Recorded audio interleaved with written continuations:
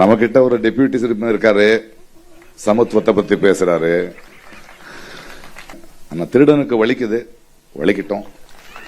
திமுக MP Trichy Siva எழுதியுள்ள புத்தக வெளியீட்டு விழா நிகழ்ச்சியில் கலந்து கொண்ட நடிகர் பிரகாஷ்ராஜ் ஆந்திர துணை முதல்வர் பவன் கல்யாணை தாக்கி பேசியுள்ளார்.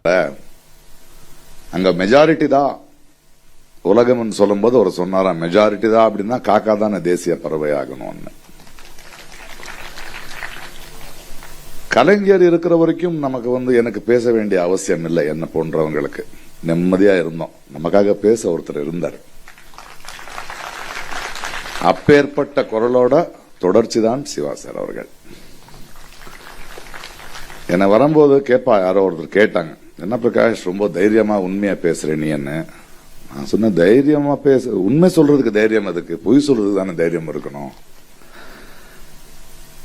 நம்ம ஊர்ல ஒரு பஸ்ல ஒரு போர்டு போடுவோம், திருடங்க இருக்காங்க ஜாகிரதை என்ன. அதுதான் நம்ம எல்லாம் போடுறோம். ஆனா திருடனுக்கு வலிக்குது இல்லையா? இங்க இருக்கிற எல்லா குரல்களும் நம்ம அந்த மாதிரி போர்டு போடுறோம். என்னுடைய மொழியை திருடாத, என்னுடைய அடையாளமான என்னுடைய தனித்துவத்தை திருடாத, என்ன காத்துட்டு இருக்கிற என் மாநிலத்தை திருடாதன்னு. ஆனா திருடனுக்கு வலிக்குது, வலிக்கிட்டோம், பரவாயில்ல. அப்பேற்பட்ட குரல்களோட இங்க வர்றதும் இந்த நிகழ்ச்சியில நான் நிக்கிறதும் எனக்கு ரொம்ப சந்தோஷமா இருக்கு. அண்ட் எனக்கு நேரம் கிடைக்கல. Congratulations for being the deputy CM.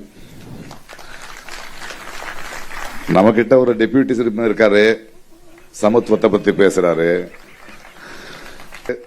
அவரும் சகாரத்துல ஒண்ணு பேசுறாரு. நாங்க எல்லாம் சமத்துவத்தோட இருக்கோம். ஓகேயா? செய்திகளை உள்ளது உள்ளபடி தெரிந்து கொள்ள ரெஃப்ளெக்ட் நியூஸை சப்ஸ்கிரைப் பண்ணுங்க.